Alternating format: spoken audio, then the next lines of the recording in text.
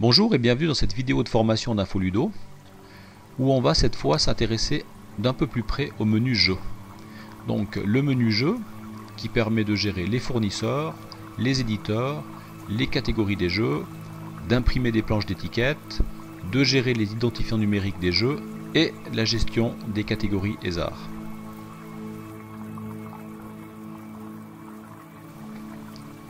Infoludo vous permet de gérer la liste de vos fournisseurs de jeux, donc de l'endroit où vous achetez vos jeux.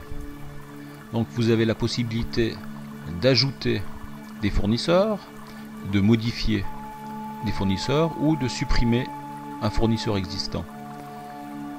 Lorsque vous accédez aux paramètres d'un fournisseur, on voit que l'on peut rentrer son nom, son adresse, sa localité, son téléphone, son site internet, son email, les personnes de contact. Et lorsque vous cliquez sur le bouton situé à droite du site web, Infoludo va automatiquement ouvrir votre navigateur à la page du fournisseur. Si vous cliquez sur le bouton situé à droite de l'adresse email, Infoludo va automatiquement préparer un email destiné à votre fournisseur de jeu. Vous avez la possibilité de rentrer des remarques sur votre fournisseur par rapport à ses spécialisations, par rapport à ses personnes de contact. Vous pouvez imprimer la liste de vos fournisseurs. Et comme toujours, cette liste elle peut être imprimée, exportée vers Word, vers Excel, en PDF. Et tous les noms de fournisseurs qui vont être ajoutés dans cette liste vont apparaître dans le menu local de choix du fournisseur sur la fiche des jeux.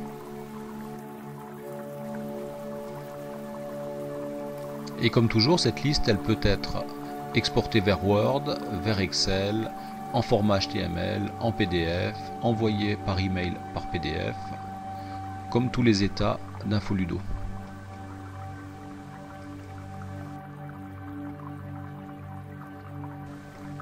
Sur le même principe que pour les fournisseurs, vous pouvez également gérer les éditeurs de vos jeux. Donc les éditeurs de jeux, c'est les fabricants de jeux. Alors on va pouvoir ajouter un éditeur, modifier un éditeur, supprimer un éditeur existant. Si j'accède aux options d'un éditeur, donc on voit que j'ai accès à son nom, à son adresse, ses téléphones, son email, etc. Ses personnes de contact également. Comme pour les fournisseurs, si je fais un clic sur le bouton situé à droite de l'adresse internet, je vais avoir accès directement au site internet de l'éditeur. Un clic sur le bouton situé à droite de son adresse email va directement créer un email adressé à l'éditeur de jeu. Vous avez la possibilité d'ajouter des remarques sur un éditeur. Par exemple, dans le cas présent, le contact pour cet éditeur passe par un formulaire sur une page internet. Donc ici, on a mis le lien direct vers cette page internet. Vous avez la possibilité d'imprimer des listes des éditeurs et sur le même principe que l'impression des fournisseurs, vous pouvez également exporter cette liste vers Word, vers Excel, etc.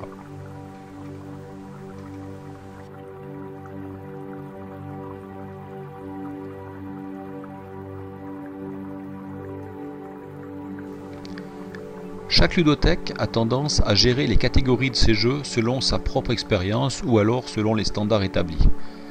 Avec Infoludo, vous avez la possibilité de gérer les jeux selon 3 systèmes différents de catégories. Donc les catégories ludothèque, catégorie officielle et catégorie ESAR.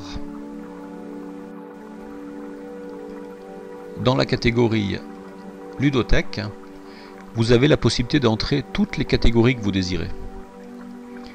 Sur l'exemple qu'on voit à l'écran, on voit que cette ludothèque a préfixé chaque catégorie d'un numéro. Mais ce n'est pas du tout obligatoire, donc vous entrez absolument tout ce que vous voulez. Par exemple ici, si je voulais entrer une nouvelle catégorie, il me suffit de passer la ligne en édition et de taper le nom de ma catégorie. Si je voulais modifier une catégorie déjà existante, donc je rentre en édition de la ligne de la catégorie et je modifie la ligne comme j'en ai envie. Si je désire supprimer une catégorie, simplement je la sélectionne et je clique sur le bouton supprimer.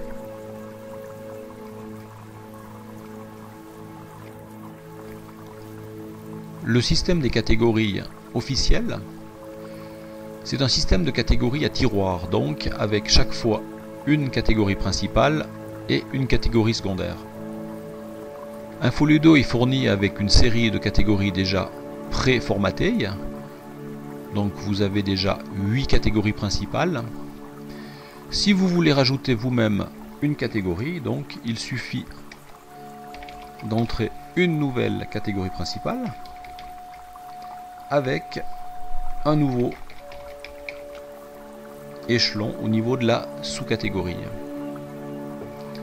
Si vous voulez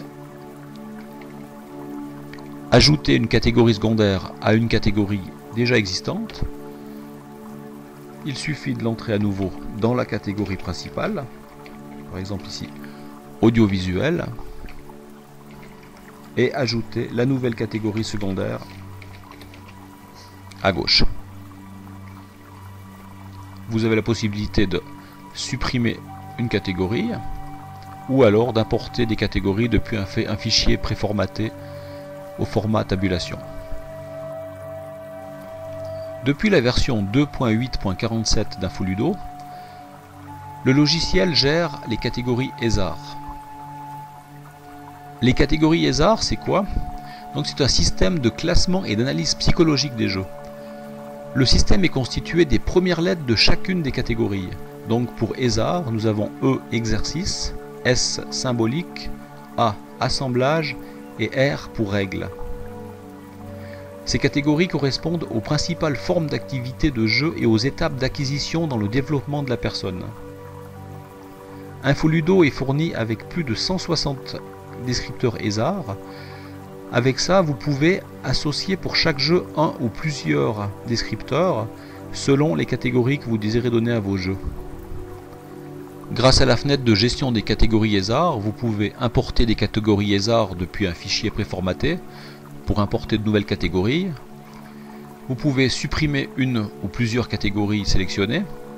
Vous pouvez imprimer un catalogue de tous les descripteurs ESAR que vous pouvez imprimer sous format papier afin de l'avoir sous la main lors de la mise en service des jeux.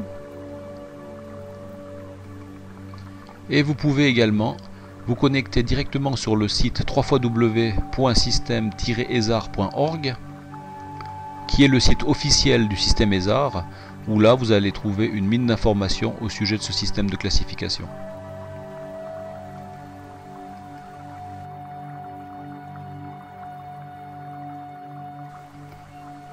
Avec le menu étiquette, InfoLudo vous permet d'imprimer des planches d'étiquette de vos jeux. Donc je clique sur imprimer et ici on voit que j'ai une planche d'étiquette avec le numéro du jeu, le nom du jeu, le code barre, le prix de location. Alors tous ces éléments qui composent une étiquette peuvent être librement modifiés avec EtaireQuête.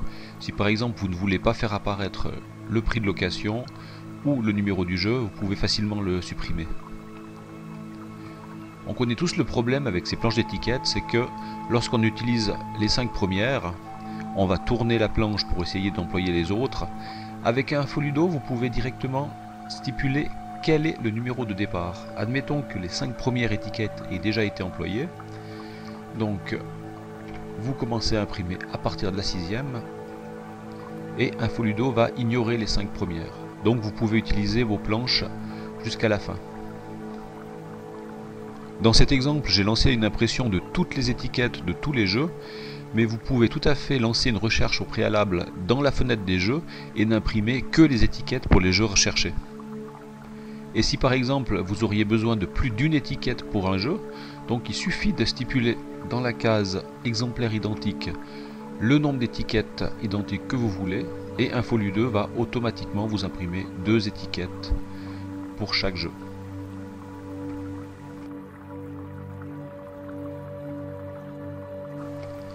Lors de la mise en place des jeux, InfoLudo permet d'utiliser les différents systèmes de numérotation, que ce soit des lettres, que ce soit des chiffres, que ce soit un mélange de chiffres et de lettres. Vous pouvez utiliser le système qui vous intéresse. Pour les ludothèques qui utilisent des systèmes de numérotation avec des chiffres, donc des identifiants numériques, il y a toujours un moment où se pose la question, mais quels numéros sont libres? Donc, grâce au menu identifiant numérique, vous pouvez aller simplement rechercher les numéros libres qui se situent, par exemple, entre 1000 et 1500. En cliquant sur Chercher, InfoLudo me donne automatiquement la liste de tous les numéros qui sont disponibles. Vous avez la possibilité de l'enregistrer sous forme de liste pour pouvoir la cocher lorsque vous entrez des nouveaux jeux. Et si vous utilisez un système de numérotation avec décimales, donc avec les 1002.1, 1002.3, vous pouvez aussi intégrer automatiquement une décimale à votre numéro afin que tous les numéros soient de même type.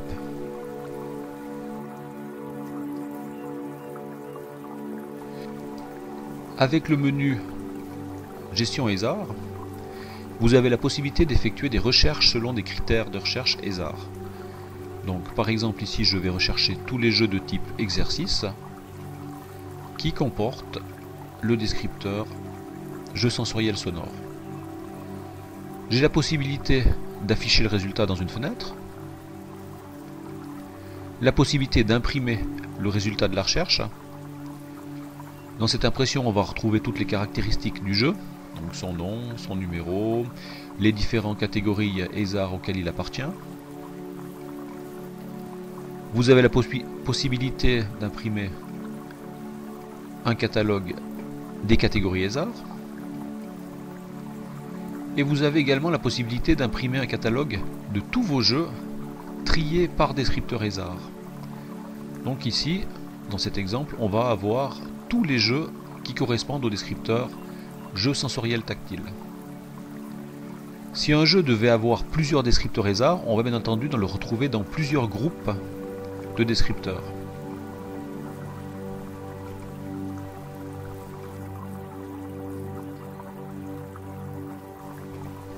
Une grande partie de la gestion des jeux passe par la fenêtre Liste des jeux. Je l'ouvre en cliquant sur la première icône à gauche. Et là, je trouve ma fenêtre Liste des jeux. Dans le haut de la fenêtre, je vais retrouver différents éléments qui vont permettre de rechercher des jeux ou de filtrer les différents jeux. Dans le milieu de la fenêtre, une table d'affichage avec la liste des jeux, soit la totalité, soit le résultat d'un filtre ou d'une recherche. Et dans le fond, deux boutons qui vont me permettre soit de faire une recherche détaillée sur les jeux, soit d'imprimer le résultat d'une recherche. Pour rechercher un jeu par son numéro, il me suffit de taper son numéro dans la case numéro et automatiquement on voit que la liste est filtrée au fur et à mesure. Le principe est le même pour le nom du jeu. Je tape les premières lettres de ma recherche et on voit qu'automatiquement la liste est filtrée. On voit également que InfoLudo va trouver le jeu même si son nom ne commence pas par la recherche. Ici on voit que j'ai recherché Play et que Playmobil n'appartient pas au début du nom du jeu, mais il le trouve quand même. Vous avez la possibilité de filtrer les différents jeux par leur état. Donc l'état disponible. L'état disponible, c'est-à-dire que le jeu est louable. Ça ne veut pas dire qu'il est à la ludothèque, mais ça veut dire qu'il est disponible à la location. Par opposition, je peux aller voir quelles sont la liste des jeux qui ont été éliminés, ou perdus, ou vendus, ou en réparation, toutes les autres catégories. Une fois une recherche effectuée, je clique sur Rase pour remise à zéro et automatiquement la liste complète des jeux est rechargée en mémoire. Si les différents critères de recherche expliqués ici ne suffisent pas, vous avez la possibilité d'effectuer des recherches beaucoup plus détaillées. Je clique sur Recherche détaillée et là je vais pouvoir effectuer des recherches sur tous les champs du jeu. Par exemple, si je veux tous les jeux d'une certaine catégorie, il me suffit de les choisir dans les sélecteurs. Donc le jeu qui commence par A et qui appartient à la catégorie 7. Et là, j'en ai qu'un. Un des avantages du système de filtre ou de recherche, c'est qu'une fois que vous avez effectué une recherche, les impressions vont porter uniquement sur le résultat de la recherche. Par exemple ici, j'ai qu'un seul jeu qui a été retrouvé, et lorsque je clique sur imprimer, j'ai uniquement ce jeu qui va être proposé à l'impression. Le principe est le même pour les étiquettes des jeux. En admettant que je veuille imprimer uniquement l'étiquette pour le Game Boy, je vais imprimer les étiquettes et j'ai uniquement ce jeu qui va être imprimé. Et comme expliqué tout à l'heure, si la planche d'étiquette a déjà été utilisée, il me suffit de stipuler dans la case numéro de départ le numéro d'étiquette à laquelle imprimer et j'ai automatiquement les 5 premières qui sont ignorées. De cette manière, vous pouvez utiliser vos planches d'étiquette jusqu'à la fin. La table d'affichage qui se trouve au centre de la fenêtre liste de jeux est très pratique. À partir de cette liste, vous pouvez simplement, en sélectionnant un jeu et en faisant un clic droit sur votre souris, vous pouvez avoir accès à la liste de toutes les locations pour un jeu, toutes les locations en cours de ce jeu, si vous voulez réserver ce jeu pour un membre, si vous voulez ajouter ou modifier un tag sur le jeu. Alors un tag, c'est quoi? C'est simplement une petite annotation que l'on peut mettre sur un jeu qui va être relancée au moment de la location du retour de jeu. Cette application n'est pas bloquante, c'est-à-dire qu'au moment où vous allez passer en location ou au retour, simplement le numéro du jeu et le nom du jeu vont passer en rouge, ce qui va vous mettre la puce à l'oreille et vous dire qu'il y a un tag qui a été affecté à ce jeu. Les tags peuvent être supprimés à tout moment, simplement en faisant ajouter modifier tag et en cliquant sur la gomme pour effacer le tag. À partir de la table d'affichage, vous pouvez également, au moyen de l'icône qui se trouve en haut à droite, exporter directement la liste de vos jeux vers Excel, vers Word, vers XML ou l'imprimer directement.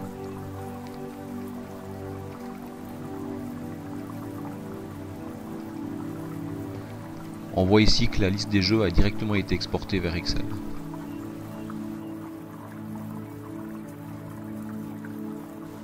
Pour avoir plus de détails sur un jeu, je double-clique sur son nom dans la ligne et j'ai accès à la fiche du jeu. Dans cette fiche de jeu, je vais retrouver toutes les caractéristiques du jeu, donc son numéro, son nom, son éditeur, son fournisseur, sa date d'achat, etc. J'ai la possibilité d'avoir une image du jeu. Je peux inscrire des remarques par rapport au jeu. Je peux lui associer des documents, mode d'emploi, photo additionnelle. Et j'ai la possibilité de lui intégrer un ou plusieurs descripteurs hasard. Pour voir plus en détail cette fiche de jeu, nous allons créer une fiche de A jusqu'à Z. Pour créer une nouvelle fiche de jeu, je clique sur l'icône ajouter une nouvelle fiche de jeu, donc la deuxième icône à partir de la gauche, et ma fiche passe en mode édition. J'entre un nouveau numéro de jeu. Si ce numéro de jeu est déjà utilisé au moment de l'enregistrement, InfoLudo va m'avertir. Le nom du jeu.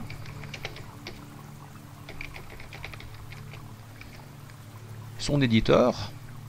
Alors, dans le menu déroulant, je vais retrouver la liste de tous les éditeurs qui ont été entrés dans la gestion des éditeurs.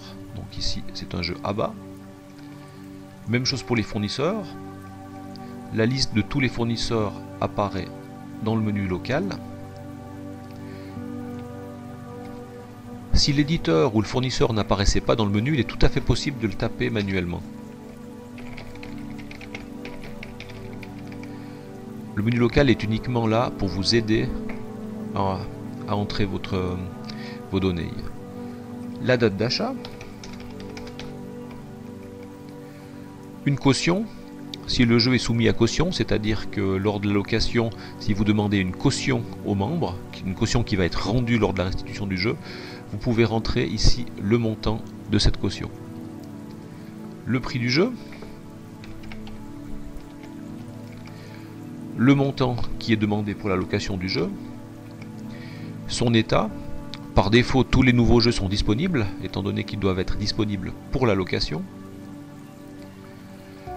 Les jours de location, donc il y a un nombre de jours de location qui est fixé pour tous les jeux. Donc par exemple, tous les jeux sont loués pour 3 semaines, mais il est possible d'entrer un nombre de jours spécifique pour un jeu, parce qu'un jeu, pour une raison ou une autre, devrait être loué pour une période plus courte, plus longue. C'est vous qui choisissez. La catégorie du jeu, dans ce cas-ci c'est un jeu de société. L'abonnement plus. Alors l'abonnement plus est un abonnement qui permet de regrouper certains jeux sous un deuxième abonnement. Typiquement, il s'agit des jeux électroniques qui ne peuvent plus être loués mais uniquement prêtés. Donc si on associe un jeu à l'abonnement plus, le membre devra payer un abonnement supplémentaire, soit un forfait supplémentaire pour avoir le droit d'emprunter ces jeux et non plus de les louer. L'âge conseillé pour le jeu. La taille. Ici vous pouvez mettre la taille soit du jeu lui-même, soit si il s'agit de costumes, la taille des costumes, enfin c'est vous qui voyez. Avertissement. Il s'agit d'un avertissement qui va être affiché automatiquement lors de la location ou du retour du jeu. Ça peut être typiquement bien avertir le membre que ce jeu demande des piles, ou bien avertir que ce jeu est fragile. Si vous mettez un avertissement, il sera affiché. Si vous ne mettez rien, rien ne sera affiché. La durée.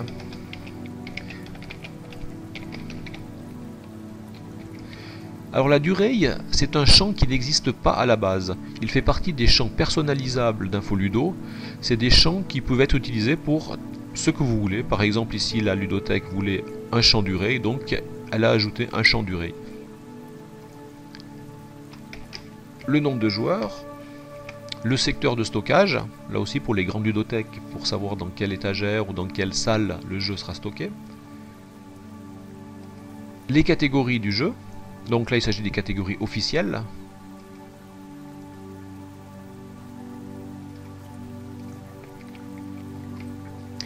Le champ valeur spécifique, il permet d'utiliser simplement une petite coche oui ou non, qui va vous permettre de faire des recherches sur cette coche. C'est-à-dire que vous l'employez exactement pour ce que vous voulez. L'image du jeu. Alors vous avez la possibilité avec Infoludo de rechercher directement les images dans la base de données d'images de Google. Par exemple ici je vais faire simplement ajouter l'éditeur et rechercher. Et Infoludo va automatiquement me proposer les différents résultats de recherche de Google. Donc ici j'ai trouvé mon image de jeu. Il me suffit de faire un clic droit sur l'image, copier l'image et de cliquer sur coller une image, copier dans le presse-papier et l'image est automatiquement affichée dans le jeu. Pour ce qui est des images, vous avez plusieurs façons d'introduire une image dans Infoludo, soit au moyen de la webcam. Si vous avez une webcam qui est connectée à votre ordinateur, vous pouvez simplement cliquer sur l'icône de la webcam. Voilà, là c'est moi. Et enregistrer automatiquement l'image du jeu à partir de la webcam. Vous avez possibilité d'utiliser un scanner, si vous avez un scanner, ou une image qui est déjà enregistrée sur vos disques durs. Par exemple une image que vous auriez prise avec un appareil photo numérique ou autre chose. Mais les deux principes, soit de la webcam, soit de l'image internet, est vraiment la solution la plus simple et la plus rapide. Vous avez la possibilité de mettre des remarques par rapport à un jeu. Là vous n'êtes pas limité par le texte, donc vous avez droit à 65 000 caractères. Vous pouvez associer des documents à un jeu. Alors qu'est-ce qu'on peut associer à un jeu? Ça peut être par exemple un manuel utilisateur qui se trouve sous forme PDF. Donc voilà, j'ai ajouté le manuel, enfin, le mode d'emploi du jeu. Vous pouvez ajouter également des images. Vous pouvez ajouter des fichiers Word, des fichiers Excel, enfin tout ce que vous voulez ajouter. La seule limitation, c'est que Infoludo n'ouvre pas lui-même les documents. C'est-à-dire que si vous voulez ouvrir un document PDF, vous devez posséder le logiciel qui permet d'ouvrir ces PDF. Vous avez la possibilité également d'ajouter des catégories hasard par rapport à un jeu. Par exemple, dans ce cas-ci, ça va être un jeu de règles. Et au niveau des descriptifs, comme c'est un jeu où l'on parle beaucoup, donc ça peut être, on peut lui ajouter le sensoriel sonore.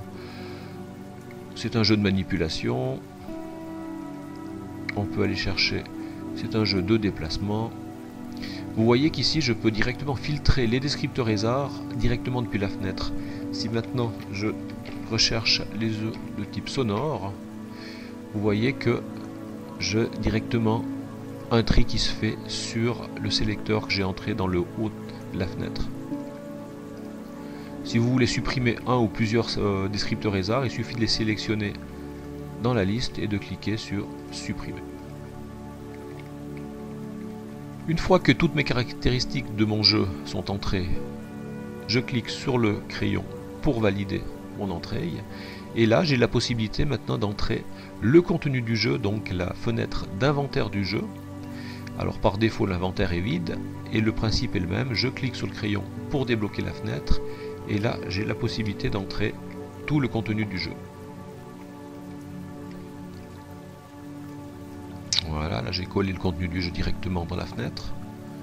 Je valide mon entrée et je ferme la fenêtre de l'inventaire. Je peux également imprimer une fiche pour ce jeu. Cette fiche va contenir toutes les propriétés.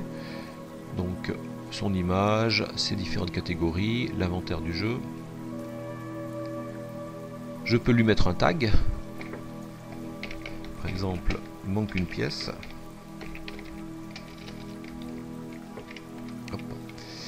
De cette manière, lorsque le jeu va passer en location ou au retour, il va s'afficher en rouge pour avertir qu'il y a une spécialité par rapport à ce jeu. Et vous avez la possibilité également d'imprimer l'étiquette du jeu avec son code barre, son nom, le contenu du jeu et encore une fois tout ce qui apparaît au niveau de l'état imprimé, donc au niveau de l'étiquette, peut être modifié directement dans état R4.